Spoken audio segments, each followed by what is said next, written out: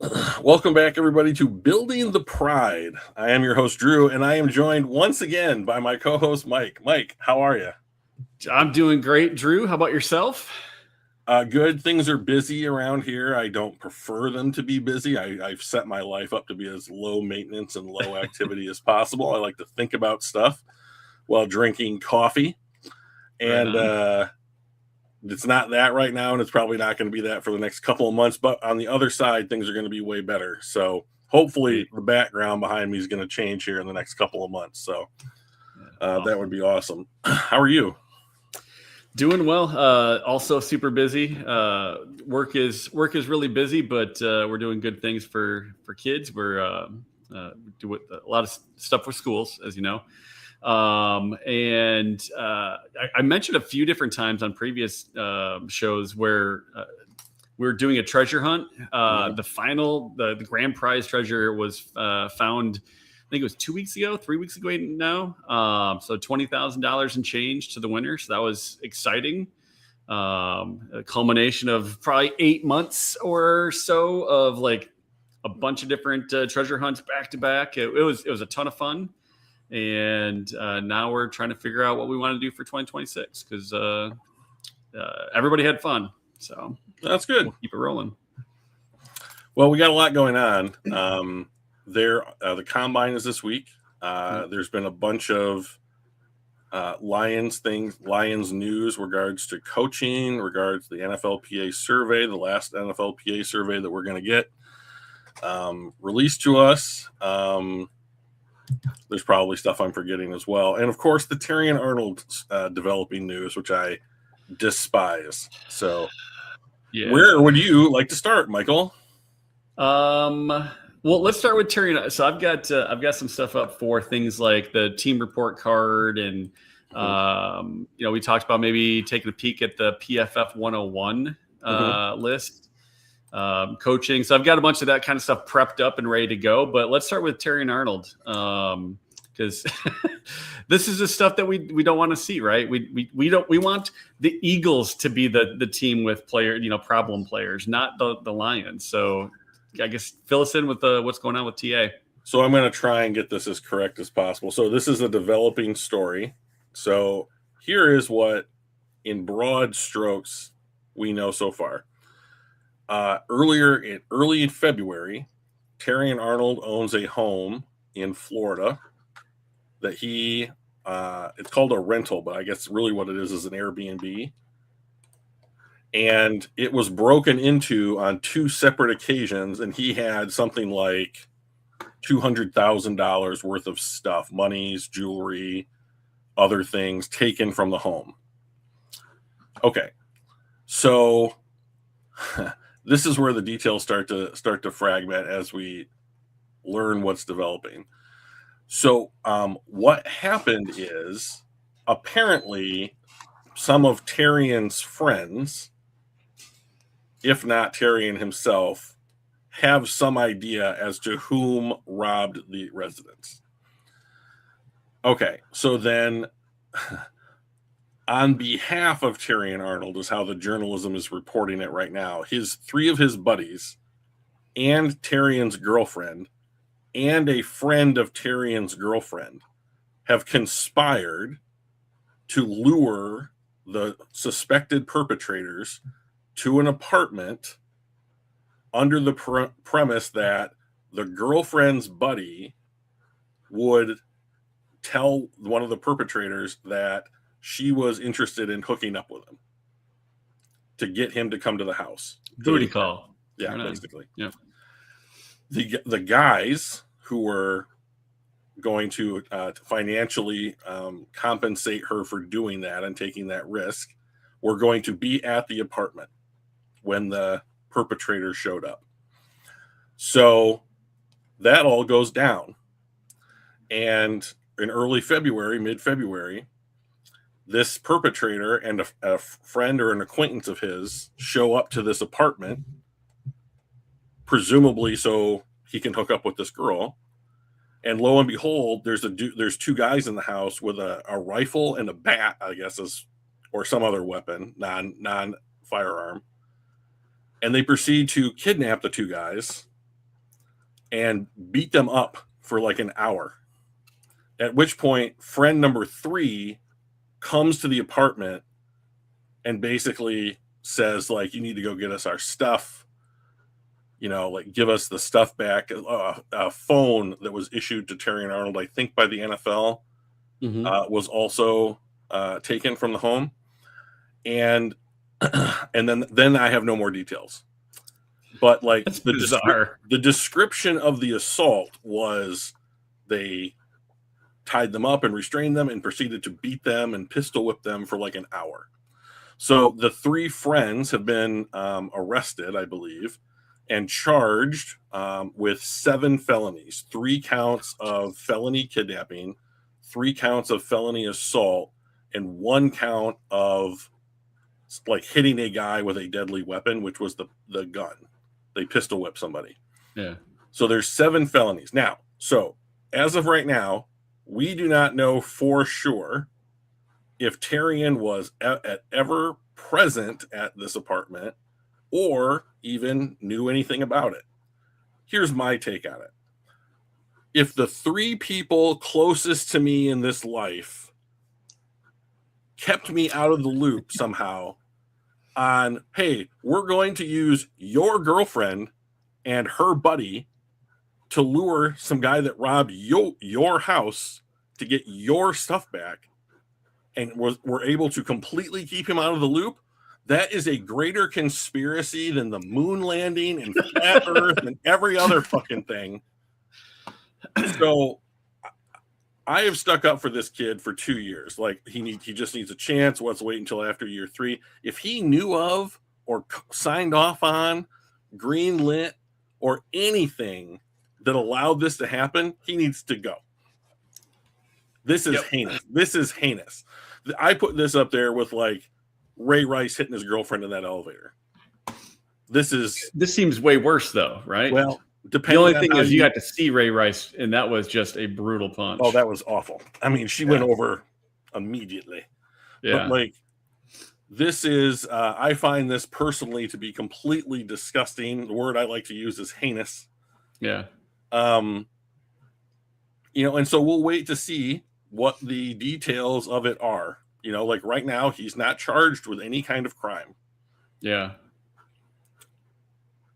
This is that's nuts. I mean, it's a movie. It's a bad made for TV movie plot. So I was on Twitter today, and he had posted like, I'm working out at Diamond Gym today. Does anybody what does people want to talk about? And I was like, I'd like a little clarification on this Florida situation, Terrion. Yeah. Florida like, man. I don't. The fact that you can be like, oh, hey, I'm just going to get like in a fun workout at this like MMA club or whatever is not what I would be putting out there at the moment. I would be radio silent. Yeah. Because anything that you say is just going to make things worse. Silence is probably better in this situation. Yeah. So, yeah. That's nuts. Don't like it at all. So, like, see what happens when it comes to the legal side, right? Right. So I've always been the kind of guy that's like, I don't care if Jalen Carter was involved in some speed. Oh, by the way, did you see that 2 more Georgia kids got indicted for speeding, drag racing in Georgia? I did not. Yeah, it's just since 2023, there have been 23 arrests from Georgia football players. Jeez. But yet somehow they dodged the reputation of being that's a dirty program. That's So anyways, I've always been the talent trumps culture kind of guy when it comes to roster construction. And this regime has, I think, proven me wrong, right? And if you're going to be about that, you can't, and someone on your team does this, they can't be on your team. Yeah. It doesn't matter who they are. The example you want to set in the community. Nope. It's not the example that you want to set as a team and what you're about. Yeah. So yeah, I think as soon as they figure out what the legal, end result is, I think assuming it's negative for TA and that he is implicated in some way or whatever, right? I think they would have to cut him, trade him, something along those lines. But they probably won't until the final result. No, we have until to. then, right? You're innocent until proven guilty. So let the 100%. process go. But as soon as that process ends, TA better hope that it's in his favor, because otherwise, I think he's gone. Yeah. So we will get more details as information is printed in court documents as the case against the friends progresses. And then, of course, like, we'll have to see if anything comes out of that, like. And then if Tarian gets into his own legal situation, we'll have to go through that. And then the NFL will do its investigation to be like, well, let's see how much of this we can confirm. And then he'll appeal that if there is any kind of judgment from that. And then we will get the Lions' response. So he'll get, he's probably got this year. This season, I should say. I would not be surprised if it was like, well, they're like, unfortunately, I think that like the timeline on some of this stuff could end up like right around the beginning of the season, which is like 6 months away. Yeah. Unfortunately. So like, we'll just have to wait and see. Yeah. But if Dan and Brad are not planning for the potential of like, we may not have him this year or going forward, we need to do like, I'd be shocked. They're contingency planning right now. When something like this happens, if you don't be like, get Tarian on the phone or get his ass into Allen Park immediately and have a conversation with like, tell us what's going on, then I don't know. That's malpractice in my opinion, if that's not happening. Yeah. But anyways, I'm assuming it has. I mean, they seem to be like, that's the stuff that they're really good at, right? Is figuring out how to handle the players, picking the right players, and then handling them appropriately. I think they've done a pretty good job of that. So I'd be shocked if they haven't talked to him about it yet. Yeah, me too. All right, what's next, buddy? What's next? All right, so it was kind of alluded to last year, but the Lions are going to be playing overseas this year. So we are going to be playing in Munich, Germany. I don't know if you saw the interview between, I think it was between Saint and the commissioner, Goodell. I don't know if you saw that, but he was basically like, why the Lions? And he basically said the Lions have a big following over in Germany. And a lot of that has to do with you, Saint. Like, you've got a German heritage and, all of that kind of stuff. So it was a no-brainer for the NFL if somebody's going to be playing in Germany, that it would be a Detroit Lions game. Thing is, we don't know who we're playing yet, but we do know we're going to be playing in Deutschland this year. So I'm considering going because we've had a German exchange student, so our bonus kid is over there. I just have to figure out how much would be the tickets, how much would the travel be. I wouldn't have to worry about hotel or housing or whatever because we'd stay with them, but like plane tickets and game tickets might make it so I can't go, but I'd love to go. I know you're not a huge fan of like, hey, I want every game at 1:00 on Sunday and not like travel here. That's 10,000 mile trip or whatever back and forth and all that jazz, and not a big fan of that. But if it's going to be overseas, I'm excited that it's in Germany. And we'll see if Andrea wants to go back to Germany, but she wants to go near Christmas time to see their Christmas markets and stuff. But I have a feeling this is not going to be a December game. They usually do these right in the middle of the season. Yeah, that's true. We'll see, though. They are adding their international slate has continued to get bigger. And like, I would imagine that they would want to, as the number of games internationally increases, I would imagine they would want to spread that out to some degree in order to continue the like, oh, we're international, and keep getting the message across. Yeah. So hope maybe it's at the end of the slate and it's close enough. I mean, people are putting Christmas stuff out in July now, so I mean, like, maybe it's true. Maybe she gets what she wants. Everyone's happy. So that would be a way that I could get the approval from the boss, is to have her go with me and do the thing that she wanted to. And oh, by the way, I get to go see a football game. Right. That's a good deal. All right. Next up, you were talking about coaching staffs were announced. Most of these haven't been any changes. The big change is obviously Drew Petzing, the OC. What were your initial thoughts on us picking Drew? I mean, there were a lot of candidates out there. My first thought was he's not. Oh God, now I forgot his name. Mike McDaniel. Mike McDaniel. Yep. I watched a 5-minute video of Mike McDaniel talking about football, and I was like, "Oh, he's a genius." That's what it. That's what I'm watching is genius level thinking about football. Like, yeah, okay, put him in a room. Like, and then it was like Brad said something to the effect of like, or somebody in with the organization said something like, we don't know that Mike McDaniel's a fit, and I was like, well, tell me who he's not a fit with then. Like, what's the deal there? So. So anyways, they went with Drew Petzing. I had never heard of him. So, but it sounds like he fits what they were looking for, which to me says a run-focused play caller who has experience calling plays. And I also think the fact that he's not, quote unquote, going to be up in the coaching cycle 12 months from now played a big role in them. They didn't even announce that he was coming in for an interview. Yeah.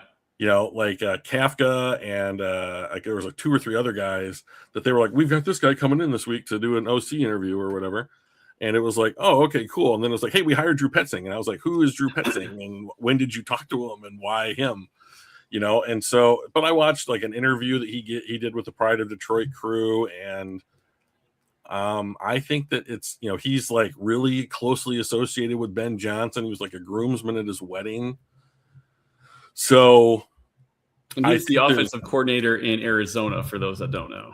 Yes. So, and 2 of those years, they were, I think, like a top 10 running offense in the NFL. Yep. And then this last year, they had an injury situation a lot like the Lions did. And so they weren't in the top 10. Yeah. So, and they lost their starting quarterback too, right? Well, for much of the year. I think part of that was that they lost him, and then part of it was that they didn't want him anymore, So, but yes, Kyler did not play the majority of the snaps this season. I think it's going to be. I think that people are going to watch Drew Petzing call plays for the Lions and be like, okay, this feels like what we've come to expect over the last 5 years, and he's going to introduce new concepts to the running game, mostly 13 personnel. So, I would imagine that our tight end room gets pretty seriously overhauled this offseason or over the next offseason or 2. And I think it's going to be I'm hopeful for it, I guess is what I should say. I'm very hopeful that Drew Petzing is what we hoped John Morton would be. So, yep. I think I'm the same way. I'm hopeful. I think he'll do fine. He did pretty well out in Arizona with a far less talented team. So I think he's just got so much more to work with here. And so I'm hopeful as well. Yeah, good. Most of the rest of the main coaches here are kind of the same as last year. Shep is back. And I think he did fairly well considering we had, again, yet another year full of injuries, especially on the defense, secondary and that kind of stuff. So I'm fine with bringing him back. And I think he'll improve our defense again this year. Yep.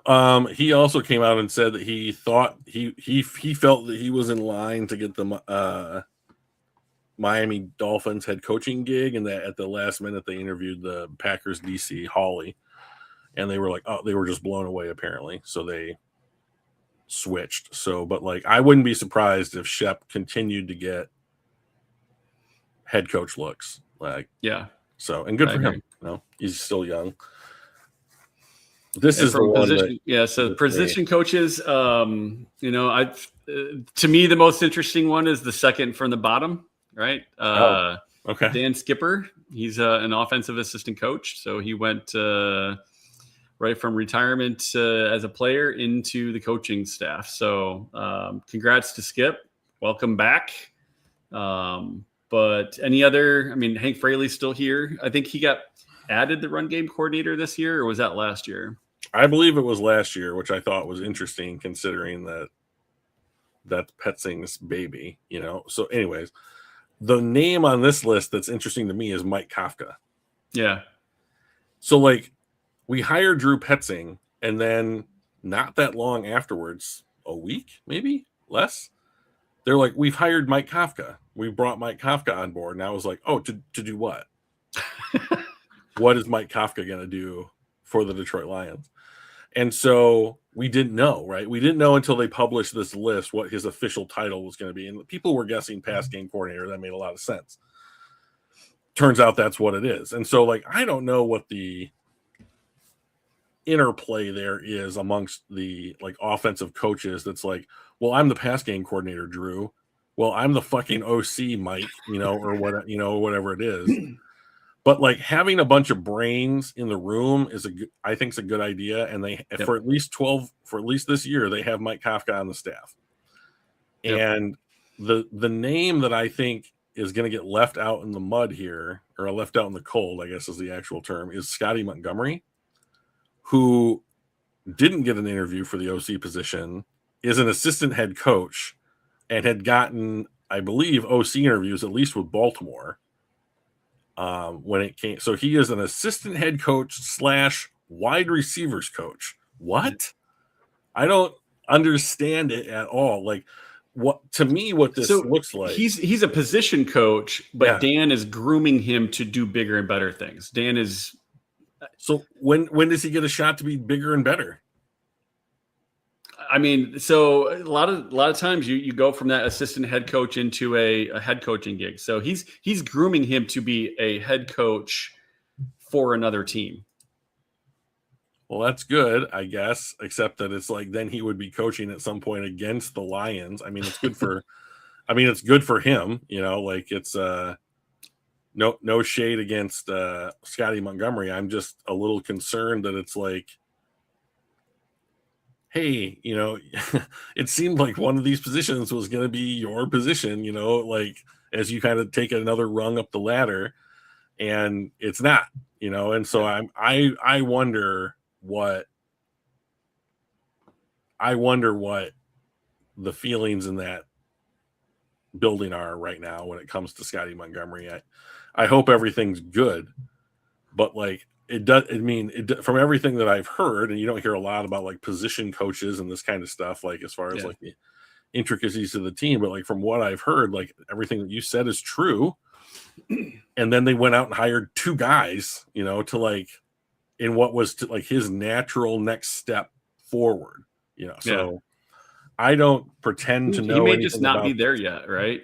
I guess that's possible. This is where you build that experience and you get that mentoring from a guy like Campbell, and just kind of planning for the future. And the defense, to be honest, none of these names really A, ring a bell, or B, mean a ton to me. So, well, Casey Rogers was the DC in Tampa 2 years ago now for 1 year. And that's it. I mean, some of those guys are former players like Sean Deion Hamilton, Deshaun Townsend. I recognize like from being on Lions rosters or just in the NFL in general. So like, so neat, you know, but like, nothing doesn't seem like there's a lot of turnover on the defensive side of the ball. Yeah. And kind of the same on the special teams. So Phipps, the guy, special teams coordinator, and then I guess Jet Modkins is his assistant, you know, or whatever. But then like, you know, and like the NFLPA survey said that like the strength and conditioning people did like a really good job. Like the people on the team were generally impressed with like the way that the strength and conditioning, they gave him an A. Strength coaches got an A.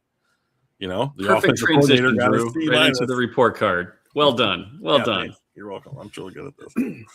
So, I really like these. I think that this was a good idea. I think it was a real dick punch that the New York Jets owner decided to be like, no, I don't want, no, this violates the CBA. No, like I don't want. Yeah, now they don't get to do it. Right. So like now, and it's because, well, Woody, you suck, dude. That's why. I mean, that's why you don't like it. It's because you and the Bengals always get fucking Fs every single time that you do. I mean, like you're bad at it. You're So bad. the at being an Bengals owner. got a ownership grade of a D+. Yeah. So where are the Jets on there? They got a B. That's shocking. They got a B. Because Woody Johnson, I think, is the owner of the Jets, and he was the one that was like, "This is done. We're done doing this." But like the Cardinals consistently get an F because like they're one of those. If you remember from the movie Moneyball, David Justice comes onto the team, and he's trying to get like a Coke or something out of a vending machine, and he keeps hitting the button and nothing happens. And some guy goes past him, he's like, "It's $1, man." And he's like, "Are you serious?" That's what the Cardinals are. Like they sent, I think it was Larry Fitzgerald. Like Larry Fitzgerald got put up for the Hall of Fame. And the NFL sent some kind of documentation that the Cardinals were then supposed to forward on to Larry Fitzgerald. Yeah. And they charged him for the shipping of the documentation. It's absurd. Can you imagine? You get that $25 back, Drew. I mean, you're a $1 billion industry, and you're out here nickel and diming guys that like gave you their entire careers. Like it's very, very sad in my opinion. Yeah. So I love that we're on the top. Yep. Right. There were 4 that got an A+, and then several that got A's. So from an ownership standpoint, we are in that top tier. So that's awesome. Good job, Sheila. Yep. Good job, Sheila. So treatment of families B+, home game field is B-, which doesn't surprise me. I mean, when you start looking at, we've got one of the older stadiums in the league again, right? It was built in around 2000-ish, something like that. So hang on, I'm gonna check that out.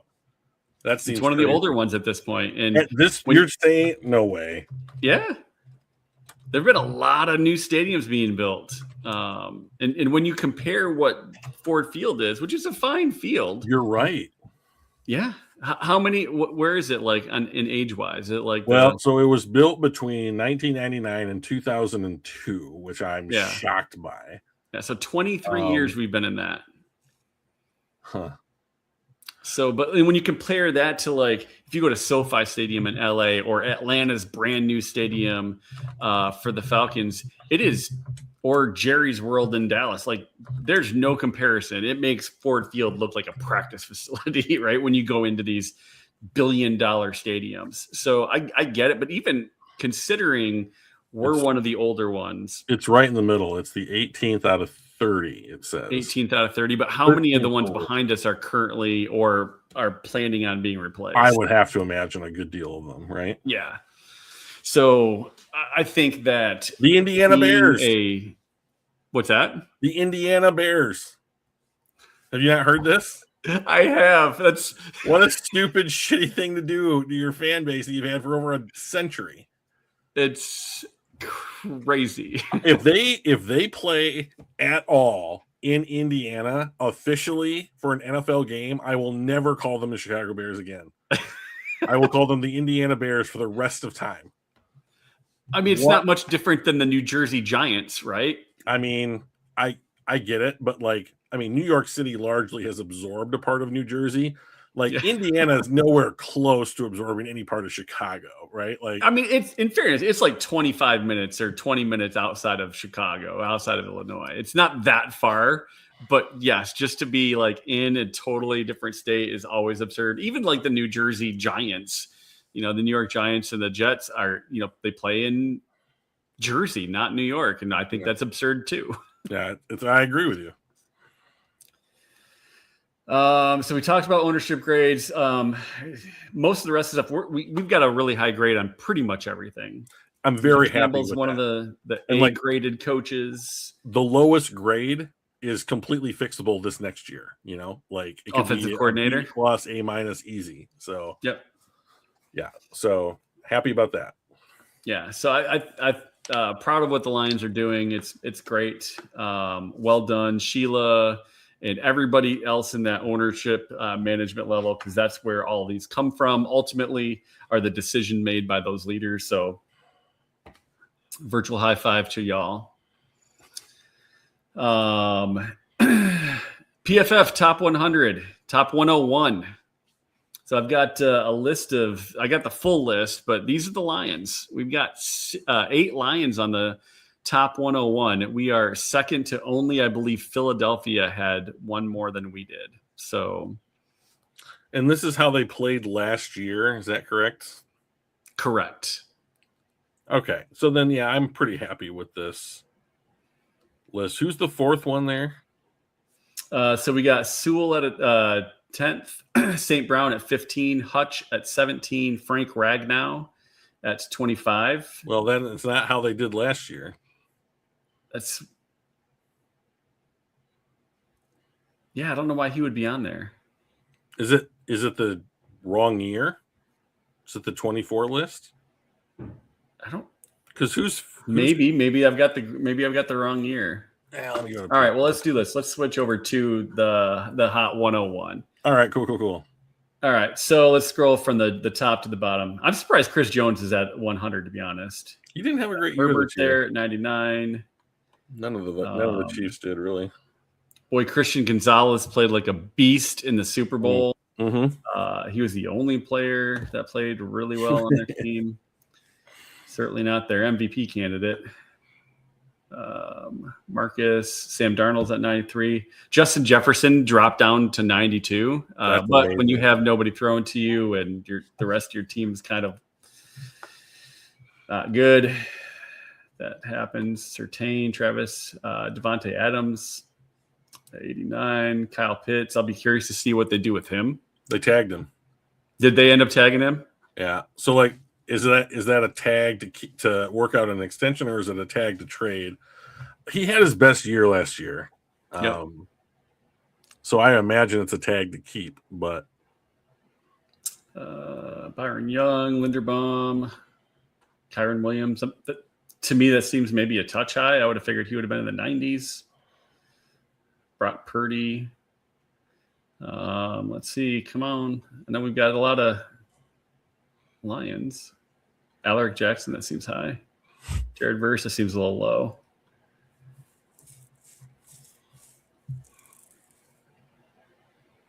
Puna Ford seems a little high. Kobe, that seems a little, it's probably about right for Kobe Turner. Burrow at 57.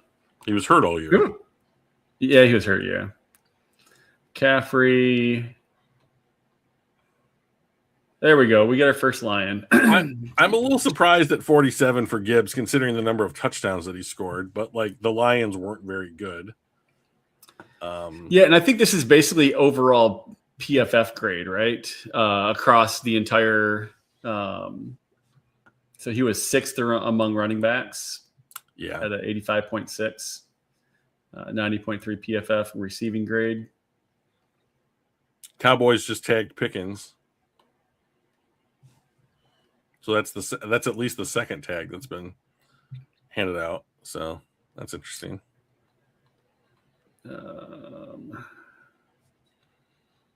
Drake May at 25. Jamar Chase at 24. There. Now so we're getting more. Yeah. So there's St. Brown at 17. Okay. I'm surprised Parsons is that high considering he's hurt for most of the year. It's just the last third. He missed the last 5 games. Maybe it just felt like more. So he got hurt, and they were leading in the game that he got hurt, and they proceeded to lose that game, and then they lost the remainder of their games, including the playoffs. So it definitely felt worse. They lost 5 straight, and then including a playoff loss.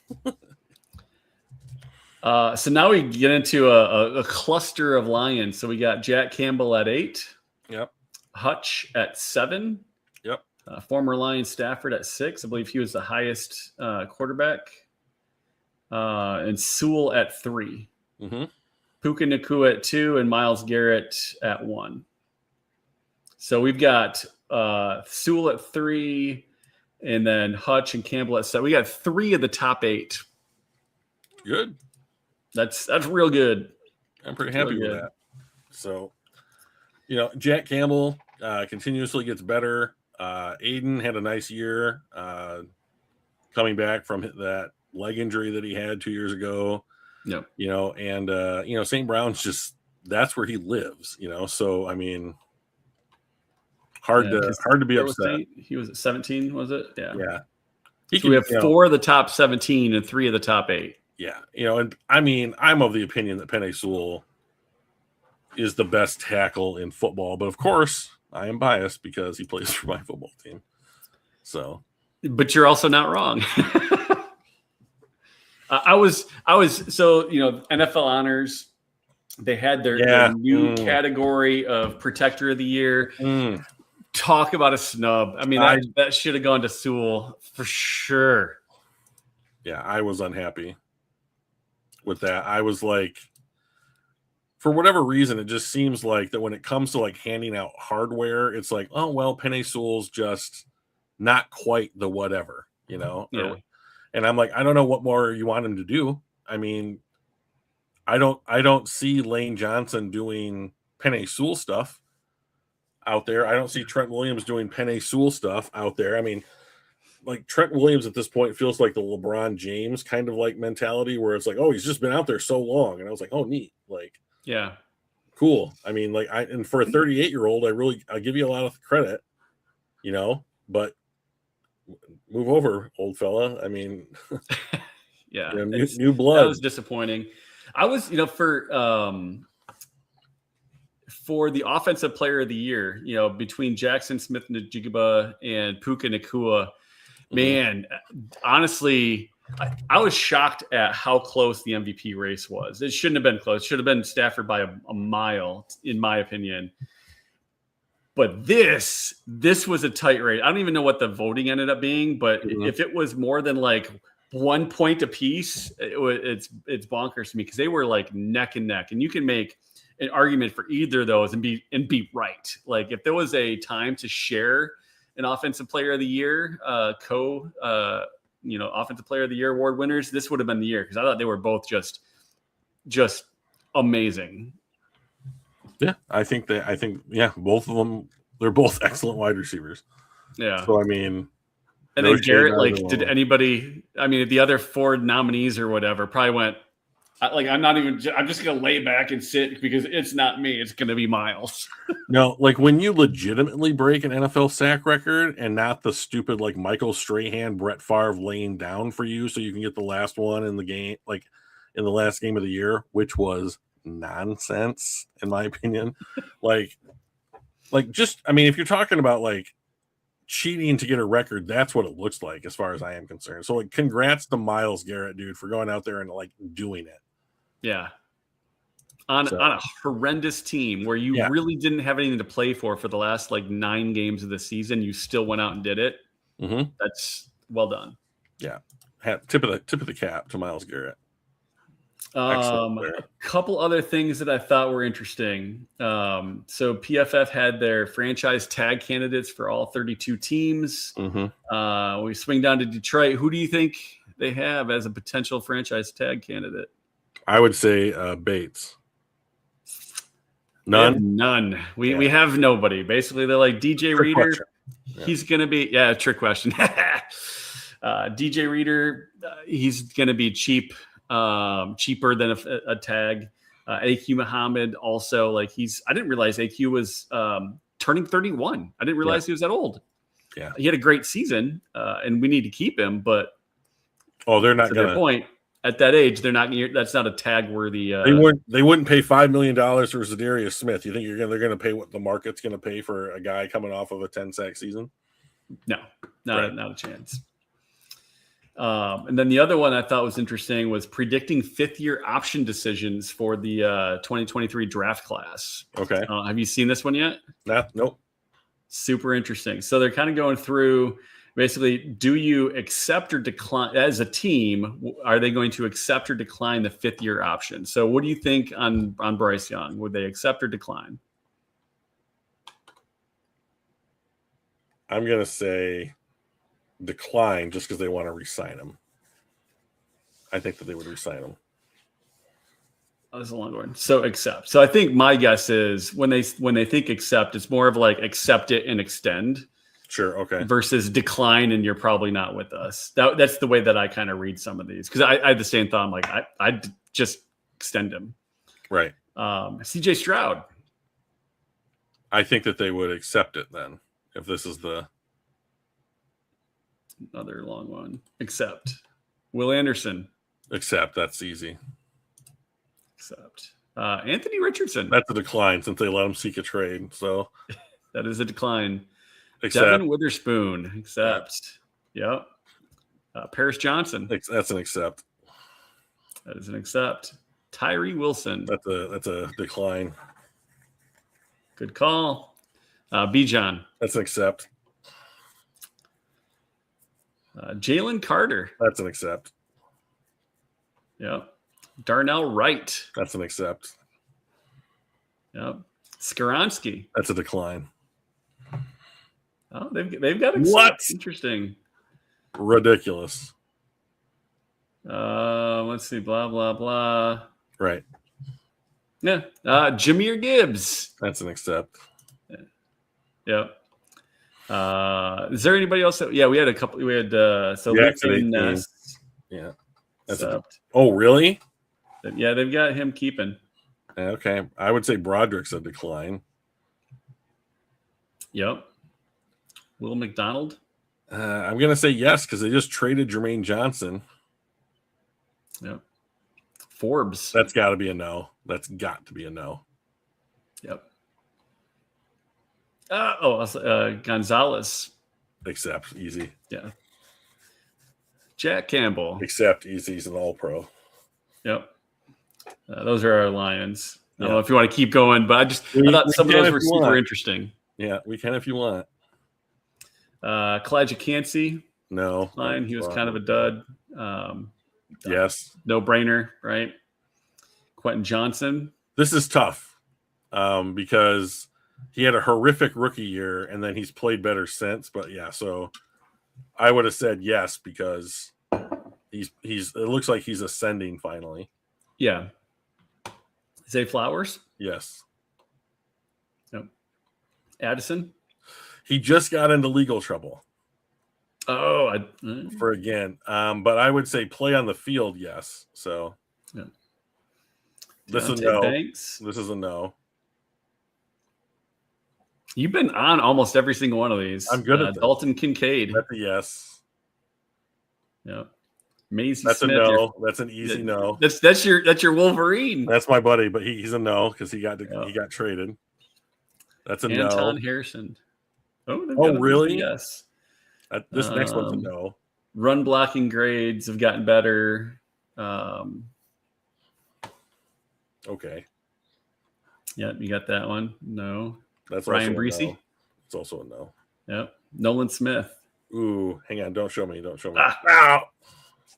Damn it. I was trying to scroll like the rest of the paragraph. They list him as an edge, right? So because I would have Yep. been like, I think that it would be hard for him to compete with Jahad Campbell in like whatever role they want to pen these guys in for a front. But if they because he was a hybrid linebacker edge player at Georgia. So if they are moving him to edge full time, then okay, I could understand why they would say yes. But I would, if it was him versus Jahad, I would have said no. So yeah. Okay, so he's a yes. Yeah. That's a no. That's a no. That's the fucking pick that Danny beat me on and got all that money. Was that the last pick? No, it was because somebody had to give up their pick or whatever. That's right. You're right. He did. He won like $40. Yeah. On that. It was like he I think he maybe only won $2 other than that, and then he just nothing. Yeah, and then he this was going to be my pick, but when Danny picked him, I'm like, well, I don't want to split it, and if I was right, I didn't want to split it with him. This was the pick that let me know, like, no, you're always in it for yourself, Drew. Never relent. Yeah, you can go back and watch, and I changed my pick for basically for the same reason that you did with Danny. Like, oh, okay, I'll let him have this one free and clear. Yeah, or whatever. Like, at least is like so we don't have to split or what have you. Like, and then if I win, if I get it right on the other guy, then I'll get it all either. So I mean, it's fine. Yeah. But like he and I both had this guy, and I moved off. Me too. Yeah. So, and I'm just like, well, I don't want to just like divvy the money back out to everybody. So if I pick something different, then it increases our odds that one of us will get it right. And while I think it might be this guy, like I'll give it to Danny if it is this guy.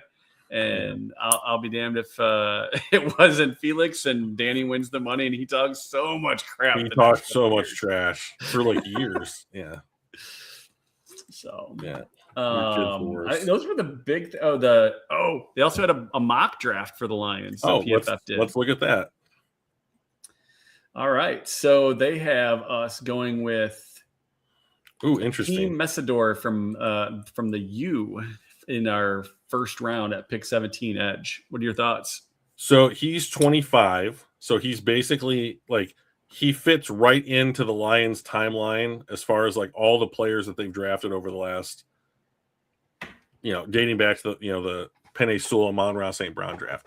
So like he would match the timeline. So if you're looking for somebody that's like, hey, let's pair somebody up with Hutch. Hutch is going to be pretty much going into his extension the year after this one. And then that would eat up. You could take Messidor's 5th-year option and take it, and then play those guys together for like 5 years. And then you could let Messidor at 30 walk into free agency.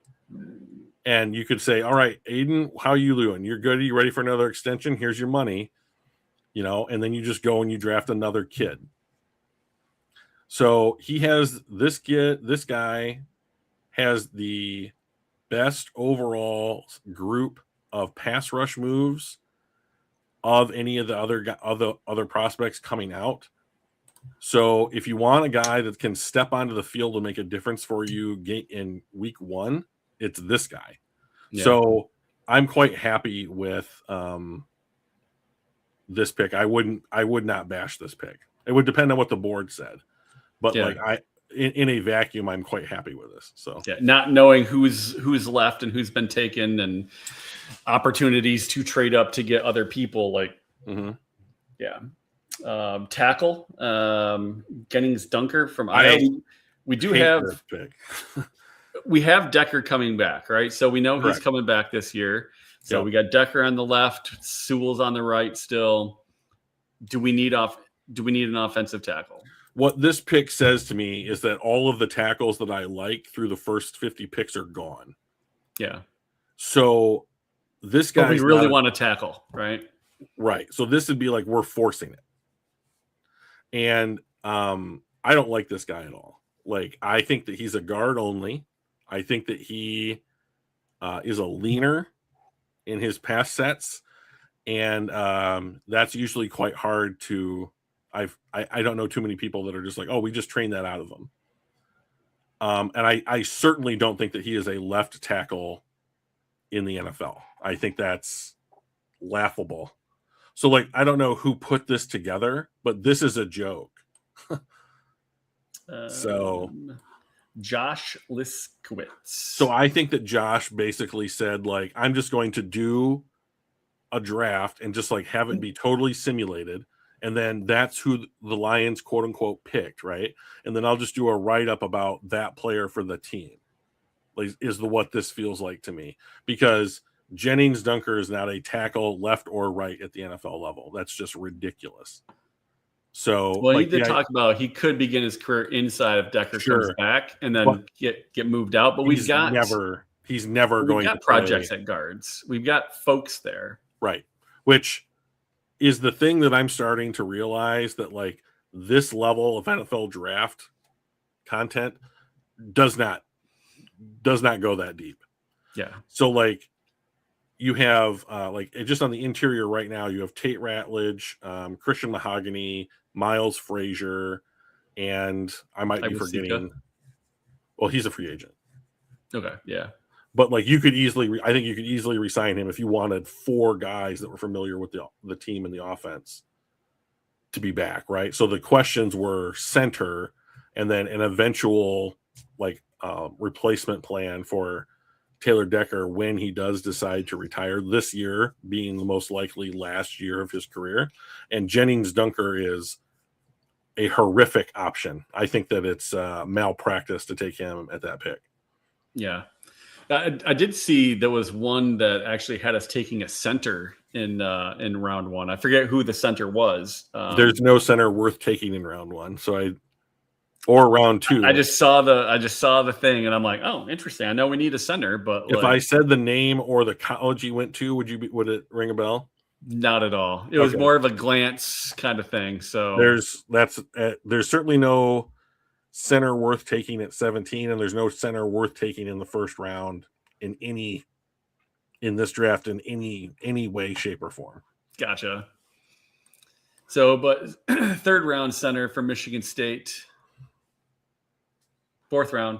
We don't have a third round pick. We traded them both. Yep. We traded both of them for Tesla. So I like this guy. He went to Wake Forest. They have a really run heavy offense. He transferred to Michigan State. That's a dubious decision. But then he fits where the money takes you. Yeah, he fits the height, weight, speed for what the Lions are looking for. I think that he'd be a nice. There are worse ways to spend a fourth round pick than this kid. So I mean, I've picked him in mock drafts that I've done for the Lions. So I would be happy with this. Fourth seems high, but they always seem higher than I would have wanted. Cornerback Hezekiah Massis. I always say Hezekiah, but is it Hezekiah? I don't know. Maybe your way could be. I don't know. I don't know how he pronounces it. Cal produces a lot of good DBs, so I'm on board. He's tall for a DB. I think he's like 6'1", 195. So I like the height, weight, speed for Massis here. I like the program pedigree from Cal. And I think that like in the fifth round, if you're bringing in a guy just to see if he can make the roster, special teams, and maybe your sixth corner, then that's fine.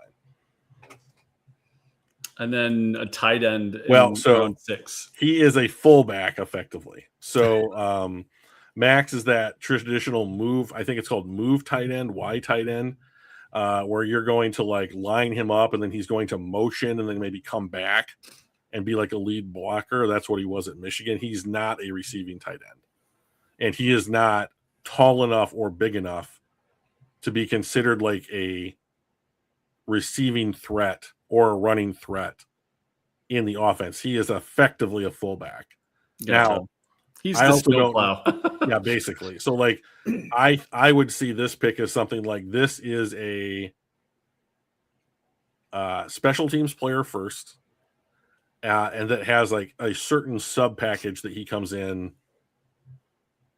maybe, depending on if they want to do like 13 personnel, 15% of the plays, like in the NFL under Petzing, I could see Max like being like the fullback / tight end option with very specific responsibilities, like for 5 plays a game. Yeah. And that's generous. So special teamer only, I'm pretty close to putting my money on that one. I love Max Bredesen though. He and his brothers have played at Michigan for years. Like most of my life, there's been a Bredesen on the Michigan football team. So all the love in the world. And if he's got I might go out and get that Lions jersey, to be honest. But but I don't see him being a contributor. Do you have a Hutch jersey? Or you gotta skip Hutch and go right? I do have a Hutch jersey, so I just don't wear it. So.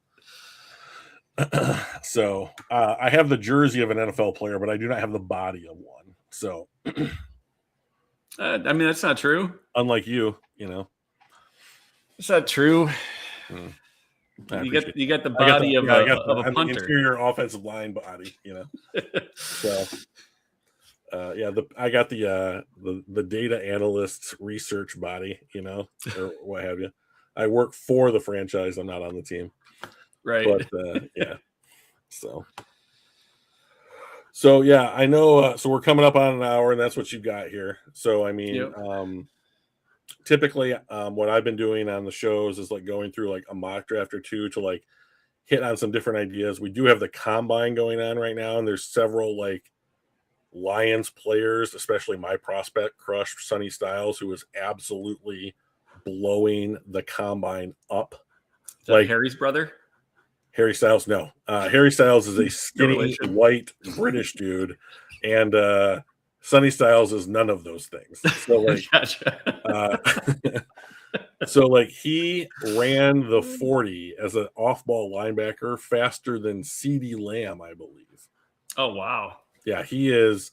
he Is he jumped. like a really tall, big dude? He's 6'5". I mean, he's Jack Campbell's size, like almost exactly, but like longer arms, a little bit faster. But I've been eviscerated when I have either taken Sonny Styles when he has fallen to the Lions, or like posted those thoughts, like the Lions should make a play for Sonny Styles. Like, this is the kid that I would trade up for. Yeah. And people are like, well, why would you do that? We need a tackle. And I'm like, well, you're right. Like, I mean, like, that is true. Even with Decker returning, I would think like, it would still be pretty high up on their needs list to like, we want a replacement plan in place here for when he's retired. But like, if you put Sonny Styles next to Jack Campbell, they have the best linebacking core in the NFL immediately for 5 years. So, and it doesn't matter who else you play there. Plus, Anzalone, I think, is a Jet in a month's time. So I don't think, I mean, I do think there's a need there, quote unquote, but I just don't think it's one that anybody's giving any credibility to. What about a kid like Caleb Downs? So if knowing that like our safety situation is a complete question mark right now. So I'm going to put it like this. Okay. If Kirby Joseph and Brian Branch were 100% healthy, if they were 100% healthy and had never been injured, if Caleb Downs is there at 17, it's a must draft. Right. It's a must draft. So like the one thing that the Lions have done going against like my holy grail, which is positional value, what they have proven to me is that if you hit on a player, even if it is not a player at a high position of value, that's worth it. Yeah. Okay, so the odds that Caleb Downs is not going to hit are about as low as you can get in any draft. So, I mean, like, if you want to use a premium resource on a player that's going to be good for you, then Caleb Downs is as safe as you can get. Some people, a lot of analysts, mock draft analysts have said, like, this is the best player in the draft, regardless of position. I don't know how you get there. I've never had that explained to me. I don't believe that, but I mean, he's up there. He's a blue chipper. And as some people would like to say, and like, if Brian Branch and Kirby Joseph were healthy, best case scenario, you just play 3 safety sets and he's a nickel. And if one or both of these safeties are hurt, then he immediately comes in and like fills in a big loss of talent at those positions until one or both of them are back to being what they were prior to their injuries. And so there's less of a drop off. And fine, I have a crush on like 5 or 6 Ohio State players in this draft, and it's really fucking with me, So like, I bet that is not the thing that you're like, I'm not happy about it, but like, I'm not going to pass them up either just because they played at the college I don't like. Yeah. So I think it's overwhelmingly likely that neither of those two players makes it to the Lions. I think they're both guaranteed top 10 picks at this point. But we'll see what free agency does. I mean, free agency always mixes things up, and we're starting to hear about players like requesting trades and wanting to move on from their current teams. And like, we'll see how that affects like the money that people can invest and where they want to put their resources. And this is why it's so much fun. Oh, it's a blast. I love it. Well, it's good chatting with you, Drew. We'll do this again. And now I'm working on that the multi-man mock draft that we usually do right before the draft. It's going to be a good time. And hopefully we'll get eight guys this time. That'd be great. Everybody gets one division instead of a couple of us getting multiple. What about Coates? Does he not want to do it? Is he part of it? Yep, what about his kid? Is his kid old enough to know? I don't know. I can ask Brian if Hayden is interested. He could grow into it, He could grow into it. We could set up. I mean, much as Brad has set up like replacement players like on the roster. Yeah.